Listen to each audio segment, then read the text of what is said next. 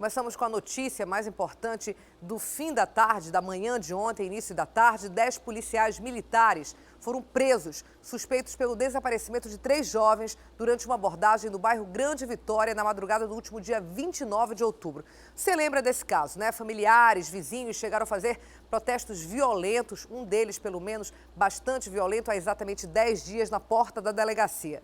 A Secretaria de Segurança Pública do Amazonas suspeita que os 3 jovens, infelizmente, podem ter sido sim assassinados depois da abordagem dos PMs. Vamos ver a reportagem. Um grande efetivo de policiais foi empregado para cumprir 10 mandados de prisão contra PMs da 4ª SICOM.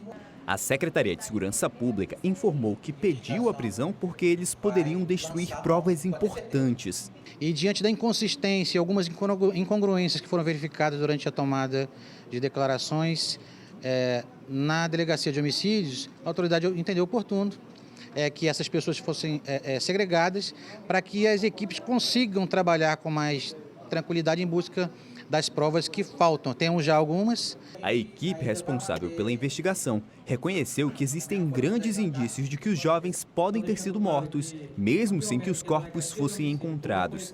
Mas as investigações ainda precisam avançar. Subsidiar essa materialidade de forma indireta, através de quê? De provas técnicas e com auxílio de provas testemunhais. Nós temos elementos suficientes, certo, que futuramente nós vamos comprovar essa materialidade de forma indireta e temos indícios suficientes de autoria também. Os 10 PMs presos não tiveram os nomes revelados, mas vão ficar detidos até que o trabalho da polícia seja concluído. Serão submetidos, comprovada realmente a autoria deles, um processo administrativo disciplinar, em que vai ser avaliado de acordo com o tempo de cada um na polícia. Na madrugada de 29 de outubro, 3 jovens que aparecem nestas imagens durante uma abordagem dos PMs desapareceram. Eles foram identificados como Alex Roque de Melo, a atendente de caixa Rita de Cássia Castro e Everton Marinho. Os familiares fizeram uma manifestação no bairro Grande Vitória quando descobriram que o trio sumiu depois de ser abordado pelos PMs.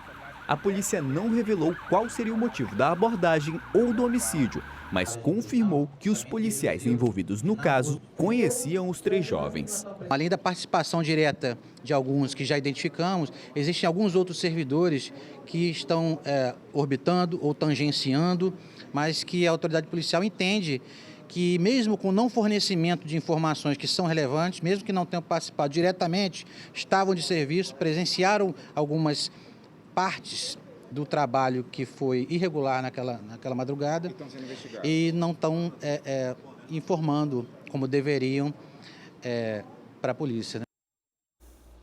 E o destaque do jornal A Crítica de hoje é exatamente esse: 10 PMs suspeitos de matar trio são presos. Investigações apontam que os 3 jovens foram assassinados pelos policiais militares. Você pode conferir essa e outras notícias, outras reportagens completas no seu celular ou no seu tablet. É muito rápido, prático. É só baixar gratuitamente o aplicativo A Crítica Digital. Cadastrando-se, você ganha 1 mês de assinatura digital do melhor jornal do norte do país. O aplicativo, gente, está disponível para os sistemas Android e iOS. A Crítica Digital é conteúdo grátis nas suas mãos, muito fácil, é só ir lá e acessar. Um homem foi preso com 100 quilos de maconha tipo skunk no distrito do Cacau Pireira. O suspeito transportava a droga em um carro alugado e a polícia trabalha agora para descobrir quem iria receber esse carregamento aqui em Manaus. Vamos ver. A droga estava com Marcelo Dias Silva, de 36 anos. As investigações começaram há 1 mês e identificaram uma rota de tráfico que vem de Tabatinga até Manacapuru. Com Marcelo, a polícia prendeu 100 quilos. O ex-presidiário foi preso quando trazia droga em um carro para Manaus. O flagranteado nos informou que ele foi até um dos postos de Manacapuru e essa droga chegou de canoa. E ele transportou até o Cacau Pireira, no conjunto Mutirãozinho, no bairro Mutirãozinho.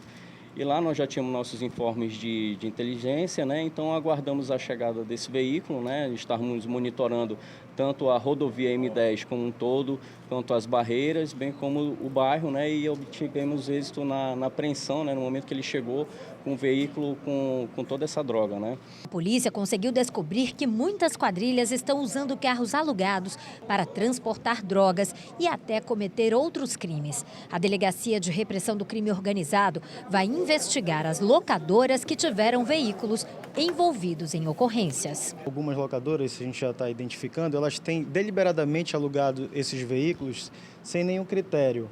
Ele é um veículo novo e ele foi apreendido. Nós vamos pedir o perdimento do bem desse veículo para poder ser reutilizado no combate ao tráfico de drogas.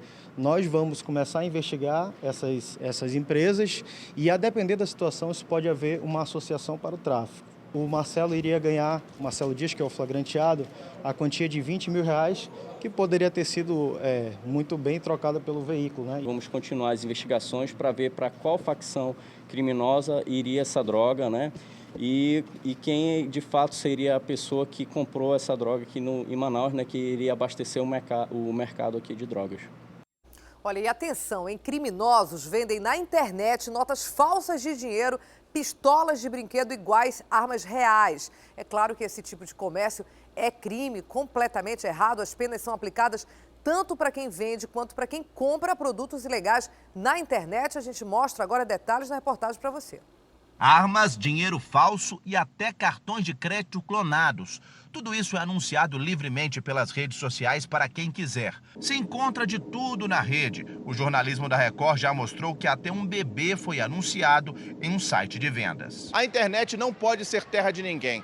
Com uma nova legislação aprovada no país, os crimes virtuais têm o mesmo valor dos crimes reais. As penas podem ser aplicadas para quem compra produtos e também para quem vende. É possível localizar essa pessoa que comercializa e que compra produtos ilegais na internet e punir essa pessoa, ainda que ela esteja usando um perfil falso, que também pode ser caracterizado como crime de falsidade ideológica. O advogado diz que comprar cigarros, por exemplo, pode caracterizar contrabando e medicamento sem receita até tráfico de drogas. A partir do momento que o site for avisado do crime, ele também passa a ter responsabilidade. De acordo com o Marco Civil, a responsabilidade delas vai a partir do momento que ela recebe a denúncia. Ela recebeu a denúncia, não tirou aquele conteúdo do ar, aquele anúncio criminoso do ar, ela pode passar a responder por qualquer dano que aquele anúncio vier a causar.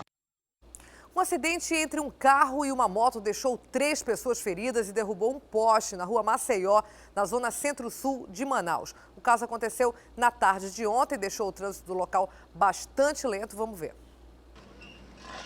O acidente provocou a queda de um poste na Avenida Maceió. Para remover o que sobrou do concreto, foi necessário um guindaste. O trânsito foi muito prejudicado pelo acidente que aconteceu ao meio-dia. De acordo com testemunhas, este carro bateu no poste depois de perder o controle na descida. Além dos prejuízos no trânsito, o acidente deixou 3 pessoas feridas. De acordo com o Manaus Trans, o motociclista estava parado no semáforo na faixa de pedestres quando uma mulher dirigindo um carro perdeu o controle, bateu na moto e depois no poste. O Radson Ferreira teve ferimentos leves apenas na perna e ficou aqui esperando a liberação da moto. A mulher dele, que estava com ele na motocicleta, Maria Rita Agostinho, e a motorista do carro, Nívia Tavares Pinto, foram levadas para o hospital. E os guardadores de carro aqui em Manaus podem estar aí com os dias contados. A profissão deles pode estar com os dias contados. Isso porque a Câmara Municipal de Manaus deve dar andamento à votação do projeto de lei que proíbe o exercício dessa atividade. Quem dá mais detalhes para a gente sobre esse assunto é o Márcio Azevedo, com quem eu falo agora ao vivo. Não é isso, Márcio? Bom dia. O que diz o projeto, hein? Já existe aí uma previsão para essa votação? O que você acha? Que acha que vai andar esse projeto de fato, proibir uma atividade? É possível fazer isso, Márcio? Oi, Dani, muito bom dia a todos. Olha, se vai andar ou não, a gente tem que aguardar, porque esse projeto ele tramita na Câmara Municipal de Manaus desde 2014. É um projeto de lei proposto pelo vereador Rosenha, e pede a extinção da profissão pelo seguinte, Dani.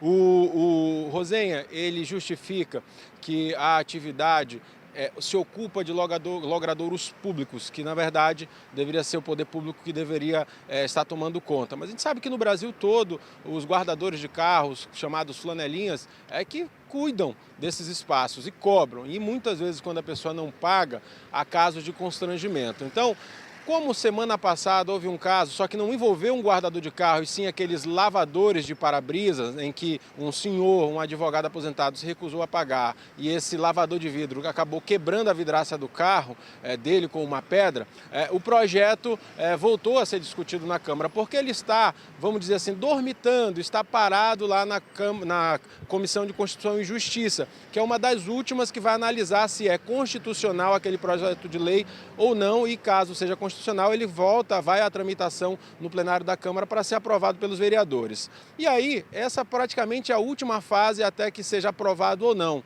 Então, ele precisa sair da Comissão de Constituição e Justiça. Se aprovado, a atividade de guardadores de carro de flanelinha passa a ser ilegal na cidade, e aí cabe ao poder público fiscalizar e proibir que eles ocupem e cobrem o estacionamento nesses locais. Outro detalhe, depois de aprovado na Câmara, esse projeto vai para a sanção ou veto do prefeito. A canetada final é a do prefeito sobre isso. E justamente sabendo disso, é que o presidente da Associação dos Trabalhadores dessa área, dos guardadores de carro, procurou já o prefeito eleito para tentar chegar a um consenso, porque ele acredita que esse projeto vai passar na Câmara e aí vai prejudicar aproximadamente 1.230 guardadores que são filiados a essa associação. Ele justifica que são pais de família que estão tentando ganhar dinheiro em meio à crise, e a gente sabe que tem muita gente que vai nessa atividade. O problema é a forma como eles abordam e acaba ganhando inclusive esse preconceito da sociedade, porque tem muitas pessoas que não gostam do trabalho, que às vezes são extorquidos em muitos casos e ameaçados a pagar o estacionamento. Há muitos, e aqui vale ressaltar, que há muitos guardadores que não. Quando você estaciona, você não tem o dinheiro, eles não fazem a mínima confusão, porque sabe que você não é obrigado a pagar. Porém, Dani, em meio a essa discussão na Câmara desse projeto que se arrasta desde 2014, existe a questão do Zona Azul. O Zona Azul já foi aprovado pela Câmara, já passou por todas as fases de projetos que tinha que passar, falta apenas a implantação. O que é o Zona Azul, para quem não lembra?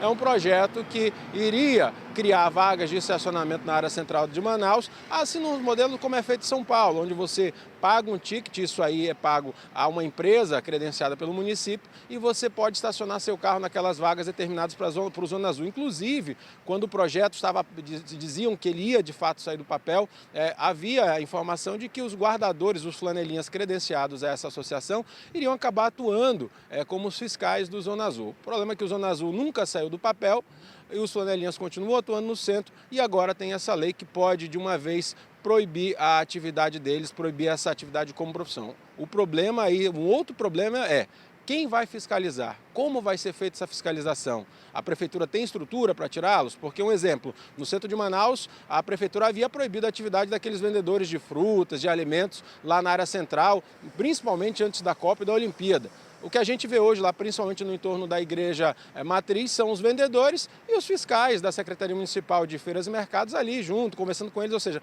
não há essa coibição do trabalho. Então, porque agora não é mais conveniente. No entanto, a gente fica perguntando se vai acontecer a mesma coisa com o caso dos flanelinhas, caso a lei seja aprovada. Por enquanto, o trabalho deles aí é legal, não há nada que proíba, mas o cidadão que se sentir coagido ou constrangido, ele pode procurar uma delegacia e registrar um boletim de ocorrência contra essa cobrança forçada para o flanelinha, que a gente não é obrigado, uma vez que o cidadão já paga, por exemplo, IPVA e outros impostos, e deveria ser revertido para isso. Agora, tem essa questão, ainda está na Comissão de Constituição e Justiça, a gente não sabe se os vereadores vão realmente desengavetar e colocar em votação do plenário, a gente tem que aguardar mesmo aí as próximas sessões na Câmara Municipal de Manaus. Por lá, eles dizem que o projeto vai sim caminhar, vai sim entrar em votação, muito como eu falei, por conta daquela situação daquele advogado aposentado que sofreu uma retaliação de um limpador de para-brisa aqui na cidade de Manaus. O jeito é aguardar mesmo, Dani, para ver como é que vão ficar as cenas aí desses próximos capítulos envolvendo os guardadores de carros, flanelinhas, e também cobrar aí se o projeto Zona Azul vai de fato sair do papel ou não.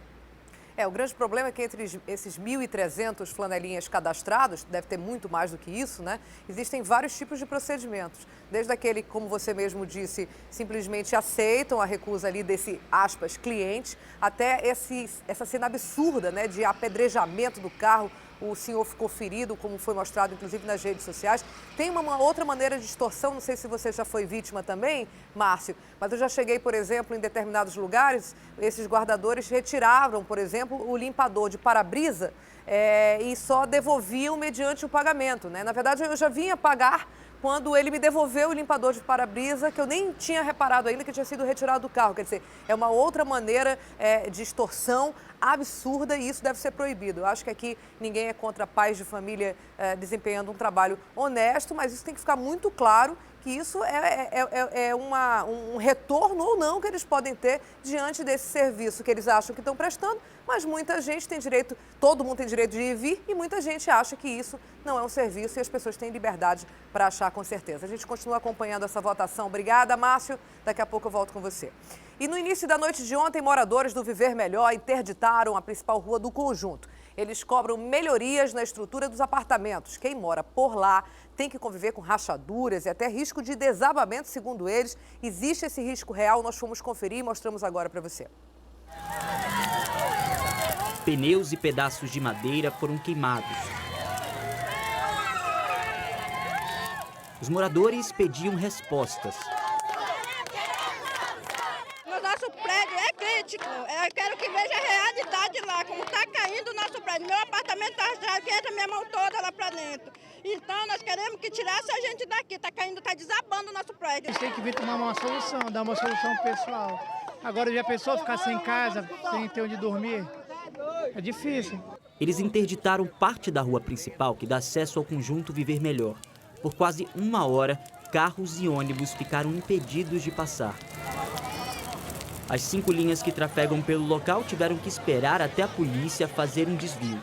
O governador que deu isso daqui disse bem assim: vocês vão pagar por uma moradia digna. Que digna que a gente não tem, não. Toda a situação começou aqui no apartamento 302 da Dona Maria, no bloco 73 da primeira etapa do Viver Melhor. Parte do piso da sala soltou do chão. Era por volta das 8 horas da manhã, quando o filho da Dona Maria de Fátima estava tomando café. Foi então que o piso começou a rachar. Ele, então, desesperado, foi atrás da mãe e disse que o prédio estava desabando. Foi então que a Dona Maria tentou chamar os outros vizinhos, mas ninguém saiu do prédio. Nós saímos correndo de dentro de casa, avisando os outros moradores para sair que o prédio estava caindo. Pela parte de fora de alguns prédios, algumas rachaduras também puderam ser vistas. Aqui é tudo rachado, dentro do meu apartamento é rachado. Uma vez a minha vizinha esqueceu a máquina, chovia dentro da minha casa, onde é rachadura. Eles vêm, eles passam uma massa lá e dizem que está tudo bem, aí depois parece que essa massa piora. A Defesa Civil ainda foi pela manhã no local avaliar a estrutura do prédio. Houve um deslocamento aqui no piso, né? Todo deslocamento ele gera um atrito. Então esse atrito foi causado por quê? A gente tem que ver. Essa área era uma área de areia, né? Foi feito os prédios. Então o engenheiro, a responsável, que é a própria a construtora, ela tem que dar essa resposta. Tá? Nós vamos cuidar das vidas, nós vamos cuidar das vidas, como Defesa Civil, vamos cuidar das vidas. Né? Vamos afastar um pouco, vamos ver se a gente traz esse pessoal aqui para fazer essa avaliação. Se ele disser não, pode limpar aqui, não tem perigo, pode, aí já, né? É com eles, com os engenheiros. Os moradores do bloco prometeram acampar na área externa do conjunto até a empresa responsável pela obra analisar a estrutura do prédio. A construtora disse em nota que deve mandar uma equipe no local nesta quarta-feira para adotar as medidas cabíveis. E na quarta etapa do Viver Melhor, outras reclamações. Aí falta iluminação e infraestrutura na via de acesso pela antiga feira da Expo Agro. Segundo eles, há 1 ano o problema persiste e até agora nada foi feito. Buracos para todos os lados. Os motoristas se arriscam para desviar deles.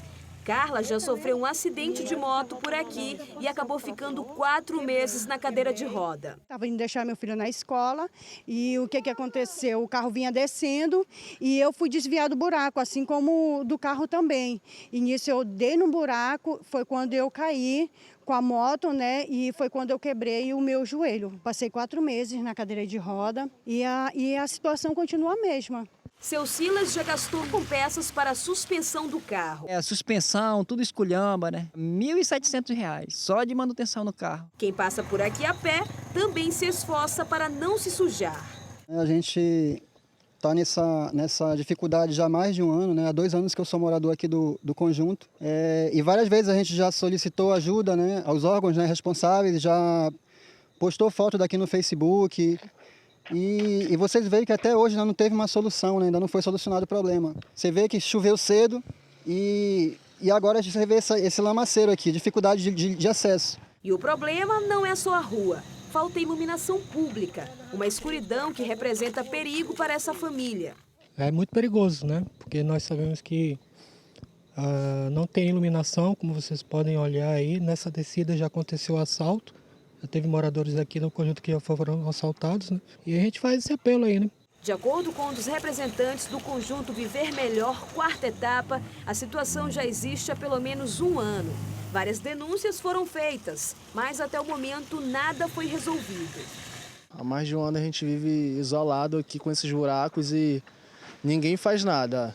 Tanto a iluminação como os buracos, os matos, tudo é a gente, o representante, que faz, né? Alguma coisa, tapa buraco aqui com pedras, seixo. Então a gente pede ajuda. Nós entramos em contato via e-mail com as secretarias, estamos aguardando aí um retorno para repassar para a população da área. Em Manacapuru, estudantes estão sendo impedidos de frequentar universidades aqui em Manaus por falta de transporte, viu? Isso porque a prefeitura, ela oferecia esse serviço, mas vem atrasando aí o pagamento para a empresa que oferece esse deslocamento, esse transporte. Cansados de esperar, os universitários fizeram uma manifestação nessa terça-feira, a gente mostra também agora para você. Cerca de 1.200 estudantes que cursam faculdade em Manaus estão enfrentando dificuldades por conta da falta de transporte universitário. Segundo eles, as rotas foram paralisadas por conta de atrasos no pagamento por parte da Prefeitura de Manacapuru. E o que está acontecendo? O empresário está bancando diesel para o universitário estar indo e vindo, pagando motorista. Há uma manutenção nesse ônibus. Então os empresários decidiram, não estão aguentando mais. Eles querem receber pelo menos 2 meses. Sem ônibus, os universitários estão sem poder frequentar as aulas. Realmente prejudica muito, principalmente pela essa questão de ele hoje tem uma prova. Hoje está participando do TCC, que nós sabemos que está ao final do ano. Revoltados com a situação, eles protestaram fechando a Boulevard Pedro Rates, principal avenida da cidade.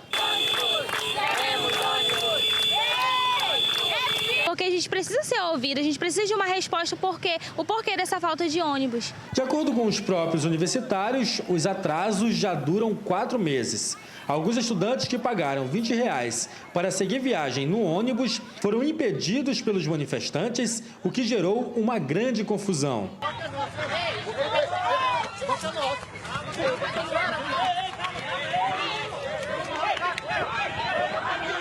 A Prefeitura de Manacapuru disse reconhecer os atrasos e que está trabalhando para resolver o problema. Garantiu ainda que até o fim do ano, 6 ônibus estarão disponíveis para realizar o transporte universitário.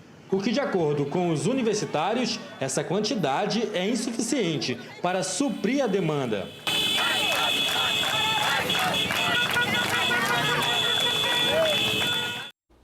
E atenção você que está se programando aí para viajar de ônibus nessas férias de fim de ano, é bom se preparar desde já, porque a partir do dia 1º de dezembro, o preço das passagens intermunicipais sofrerá um reajuste de 9%, viu?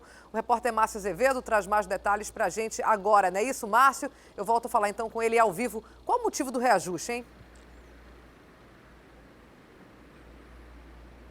Dani, olha, os empresários estão alegando que teve aumento de combustível, outros custos operacionais, peça, dissídio coletivo dos trabalhadores, então por isso esse aumento. Na verdade, o sindicato da categoria havia pedido 10%. Porém, depois de analisado, foi concedido apenas esse reajuste de 9,042%, que, como você disse, vai ser aplicado a partir de 1º de dezembro. Por isso, a dica é, se você for viajar agora no fim do ano, está programando já para ir para os municípios, adiante essa compra para não pagar um pouquinho a mais. O Fábio Alho, com quem eu vou conversar agora, é o diretor-presidente da Arsan, que é quem fiscaliza os serviços concedidos de empresas de transporte de ônibus, entre outros serviços aqui no estado.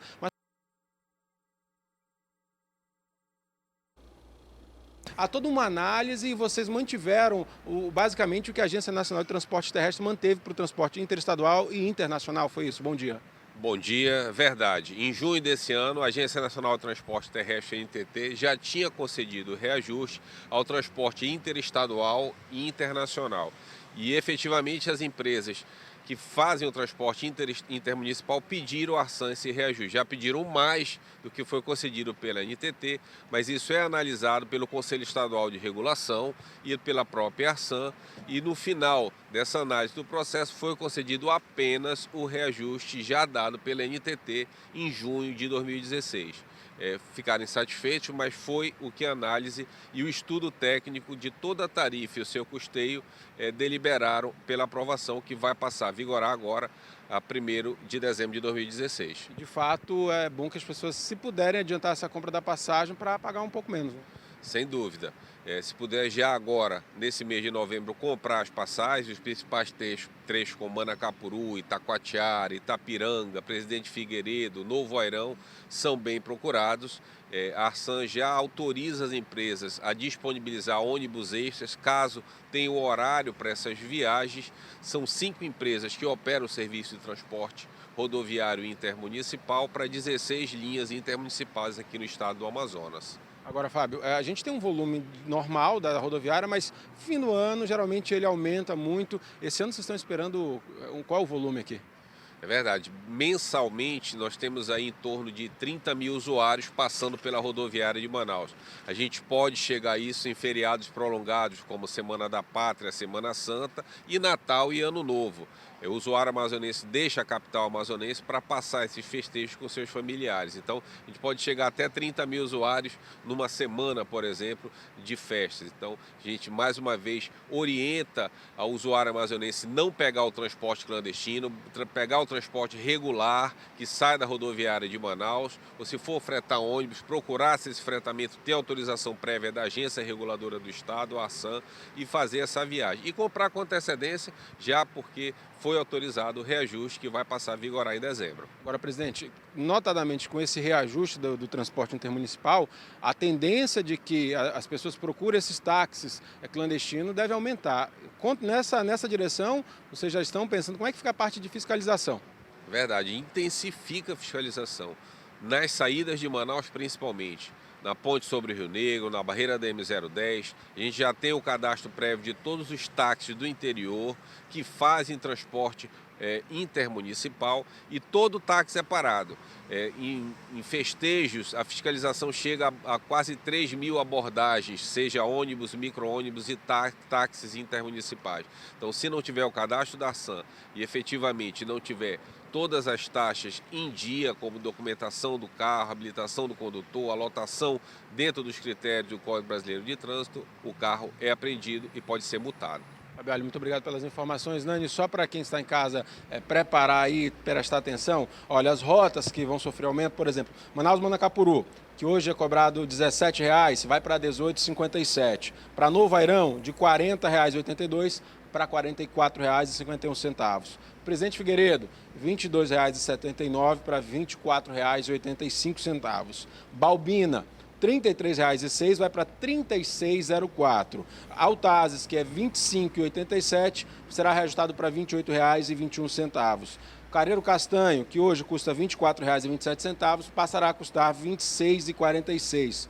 Para o Novo Remanso, um distrito lá em Itacoatiara, de R$ 35,34 para R$ 38,53. Silves sai de R$ 55,46 para R$ 60,46 e Itapiranga de R$ 56,06 para R$ 61,13. A gente vai passar isso para a nossa produção, Dani, para colocar na nossa página do Facebook. Para quem tiver dúvida e quiser se informar, acessar lá no Facebook/Amanhã no Ar para ter essas informações, para preparar o bolso aí. Mas como foi dito aqui, bom que se você puder, já adiante a compra dessas passagens. O reajuste é pequeno, mas para quem está com pouco dinheiro no bolso, faz uma diferença danada. Eu volto com você.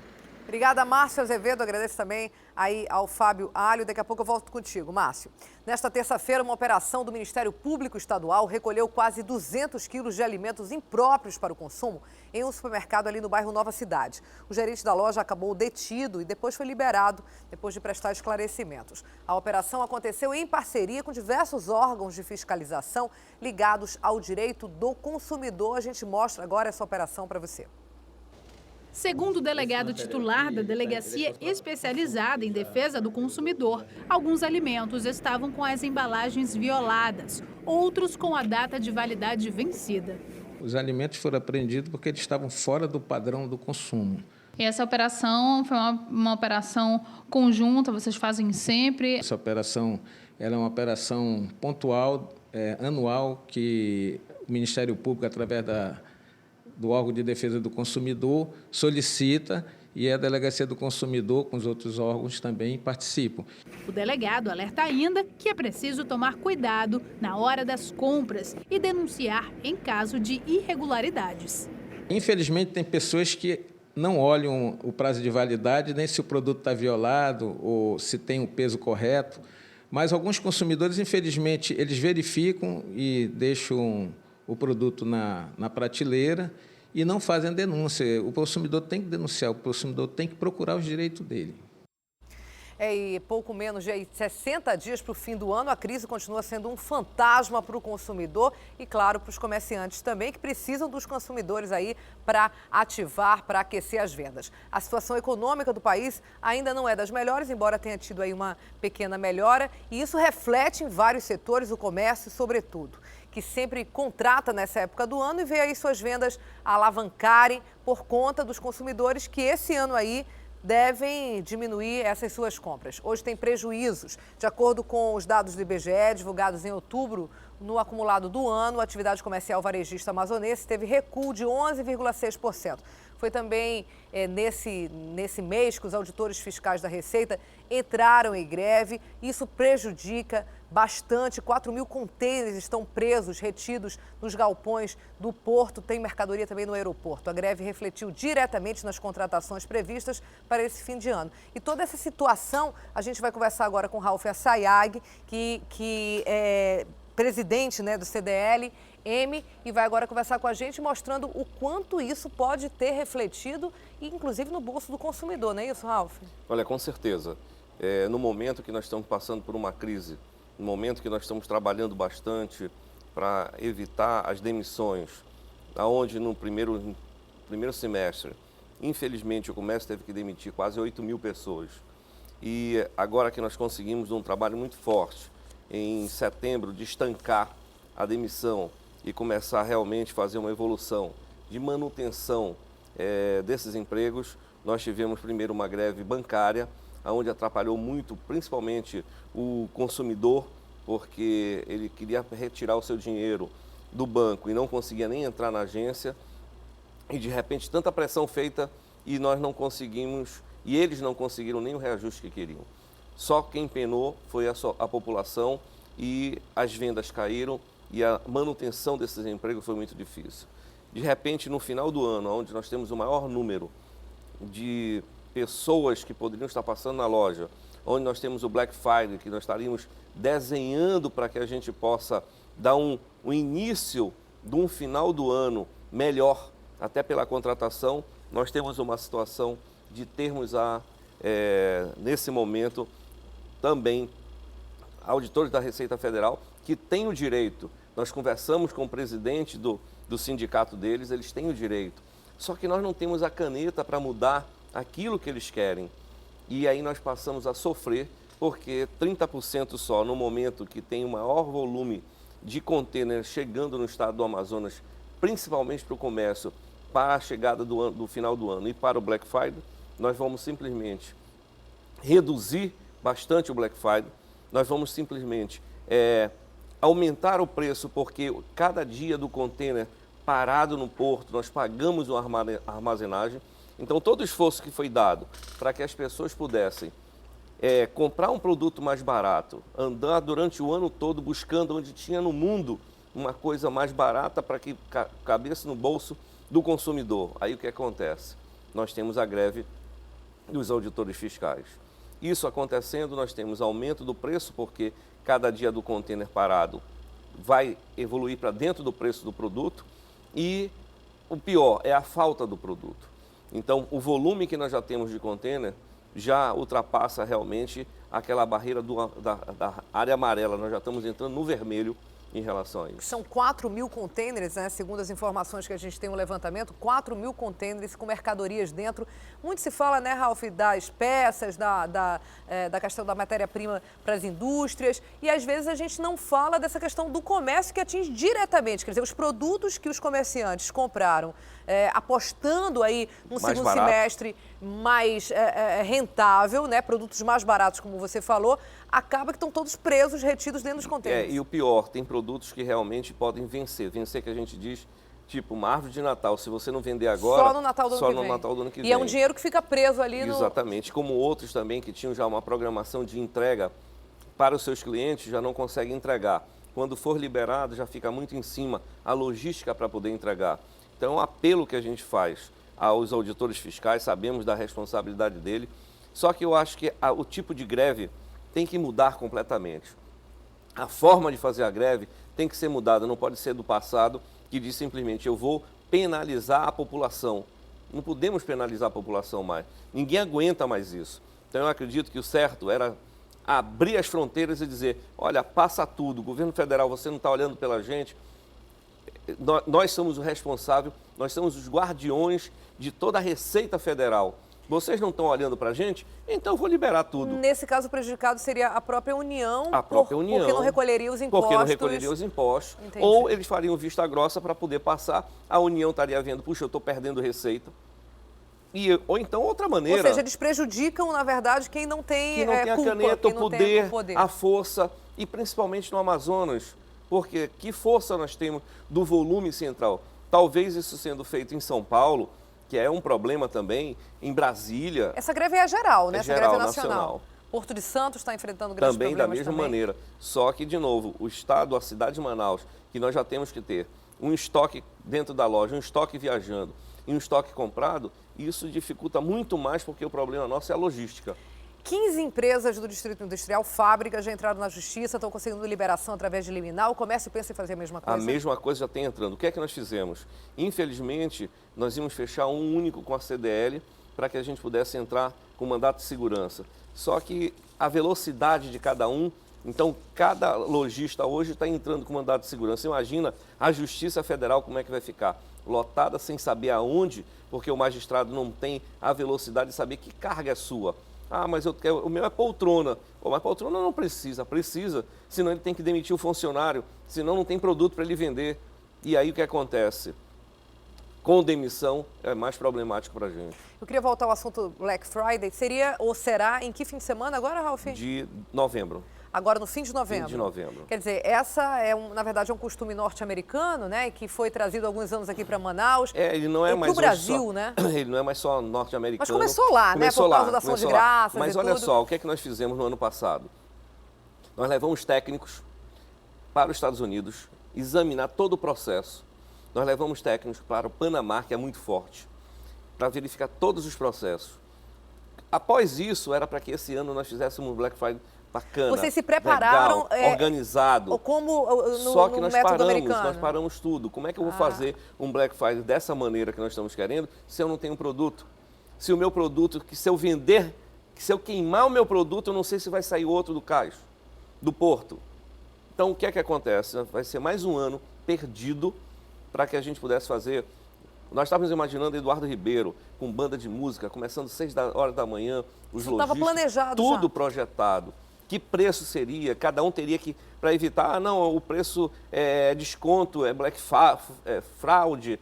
Nós estávamos com uma estrutura de montar que você tinha que dar o preço que você ia vender, a quantidade, e com isso nós teríamos uma tranquilidade dos produtos que estariam colocando a população. Quer dizer, vocês que administram, digamos assim...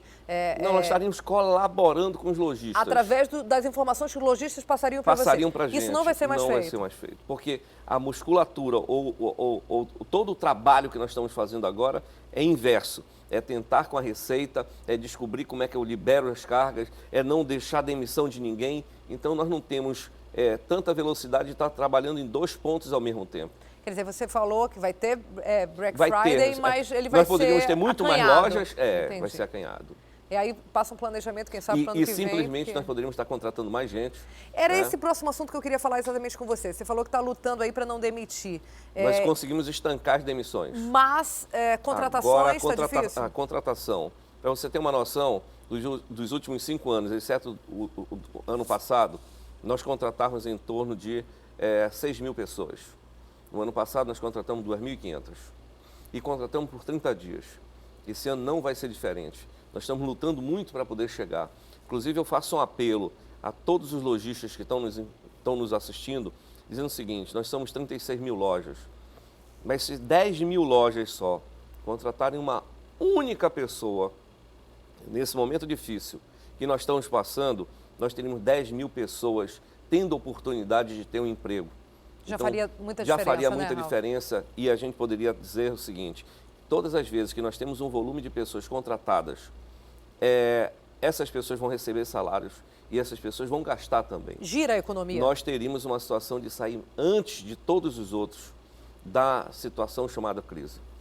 A previsão de vocês de contratação de temporários era de 4% a 6%. Você acha que deve atingir isso ou não? Não, nós vamos ter em torno de 25%, 2.500 pessoas contratadas para o final do ano no prazo de 30 dias. Isso você acha que terá? Depende também, se continuar da maneira que está a Receita Federal em greve, talvez nem isso. Estanque e fique do jeito que está. Nós estamos esperançosos que antes de chegar o 1º de dezembro seja feito governo federal, alguém tem que fazer alguma coisa.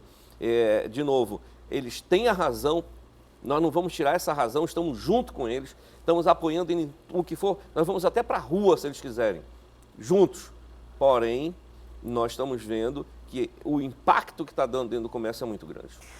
Muitas pessoas acabam tentando esse emprego temporário, não por aquele mês ou 2 meses que ganha a renda, mas porque efetivamente tem esperança de ser contratado depois, né? A esperança seria exatamente a gente entrar em 2017 com uma situação do governo federal traçando metas diferenciadas e que a gente volte a acreditar num crescimento do Brasil e dentro disso daí que a gente possa abrir novos negócios, criar novos shoppings, criar novas lojas, para que a gente possa voltar de novo a contratar definitivo esses funcionários. A consultoria Tendências, divulgou agora recentemente, no fim de semana, dados que mostram aí que o crescimento, a expansão econômica do norte aqui do Brasil podia chegar a quase 4%, 3,9%. Você acredita nessa pesquisa? Você acha que foram otimistas demais? Não, nós somos otimistas. O comércio não vive se não for otimista. O que eu verifico é o seguinte: o Brasil todo está muito, como é que eu posso dizer, apertado de concorrência. E a única vantagem que seria era essas empresas abrirem novos negócios na Amazônia, ou no Amazonas, ou em Manaus. O que vai depender? Vai depender dos governos entenderem que vão ter que sacrificar um pouco suas margens de impostos para que essas empresas possam vir abrir novos negócios e a gente possa dar novos empregos. Você acha que a tendência é essa? Já estão fazendo isso? É possível. Não estão fazendo isso. O governo tem que entender que o aumento de impostos que ele faz, ele automaticamente sacrifica as empresas. E as empresas sendo sacrificadas, elas não vão ter vontade de abrir novos negócios. E com isso, automaticamente, as vendas caem das empresas. Então, os impostos têm que ser menor e abrir uma base maior. Então, todas as vezes que você aumenta o imposto, nós simplesmente perdemos o volume de venda. Quando perde volume de venda, nós perdemos funcionário. E quando perde funcionário, entramos na crise. Ralf, voltando para a gente finalizar essa questão da greve da Receita, a gente sabe que para a indústria, né, precisa liberar para fabricar, para ter a logística de mandar para o grande mercado consumidor, que é o sudeste do Brasil. Para o comércio, essa liberação, claro, tem que vir o mais rápido possível, mas até quando ainda daria tempo de colocar nas prateleiras, vender para o Natal, fim de novembro? Olha, entenda o seguinte... Sem fôlego até quando? Entenda o seguinte: cada dia que fica armazenado, nós estamos pagando o contêiner em torno de R$ 1.200 a R$ 1.500. Que é armazenagem. Então, se eu tenho 10 dias, 20 dias, 30 dias, esse preço vai para dentro do produto. O preço indo para dentro do produto fica mais caro. O cliente vai olhar, vai verificar que não cabe no seu bolso e não compra. Ele não comprando, eu tenho que fazer o quê? Eu tenho que reduzir custos. Quando eu reduzo o custo, eu demito pessoas. Então, isso é o grande problema. Eu acho que o direito que eles têm, mas o direito do consumidor e o direito das pessoas não perderem seu emprego também existe. Então, a gente faz um apelo que o momento é muito delicado e eu acho que a gente tem que criar um novo sistema de greve. Se reúne todos os auditores, vamos para Brasília, fechamos o Congresso, fazemos qualquer outra coisa, mas não penalizar toda a população de uma coisa que nós não temos poder nenhum para poder ajudar ou colaborar nos pedidos que eles fazem. Então, quer dizer que o problema não é só o desabastecimento, né? Porque ainda tem estoque e tudo, mas é principalmente o valor... Não é bem o estoque já está caindo. Porque nessa crise, o que é que acontece? Ninguém tinha grandes estoques. Claro, o estoque é pequeno para não deixar o dinheiro parado, lógico. E aí muitos desses produtos estão dentro desses 4.000 contêineres e aí, a partir do momento que se paga essa armazenagem no porto, isso é revertido para o produto. Então, uma luta contra o tempo que já está acontecendo. A gente precisa de imediato, a gente precisa já tomar num final de semana agora, a intenção do sindicato, de todos os colaboradores da Receita Federal e que deveriam ser muito melhor tratados pelo nosso governo federal. A Receita é o ponto número 1. Eu acho que a Receita, a nível de todos, é o coração do Brasil. E eu não entendo porque o governo federal não enxerga a Receita de uma maneira muito mais organizada ou muito mais para dentro dele, tomando conta de todos eles, para que a gente pudesse não ter essa greve. Eu conversei com o Ralph Assayag, ele é presidente da Câmara dos Dirigentes Lojistas de Manaus. Estamos falando aí da greve dos auditores da Receita, que já dura 20 dias, 21 dias, e os reflexos disso no comércio e principalmente nos preços dos produtos agora para essas festas de fim de ano. Ralph, muito obrigado. Nosso desejo aí que essa situação se resolva o mais rápido possível para o bem de todo mundo. Muito obrigada. Para toda a nossa sociedade. Até a próxima, Ralph. Vamos a um rápido intervalo e voltamos com mais notícias, inclusive de trânsito, direto do RC Coop, muitas dicas também para quem precisa negociar mensalidades escolares nesse fim de ano letivo. São 6h49 e a gente volta já já.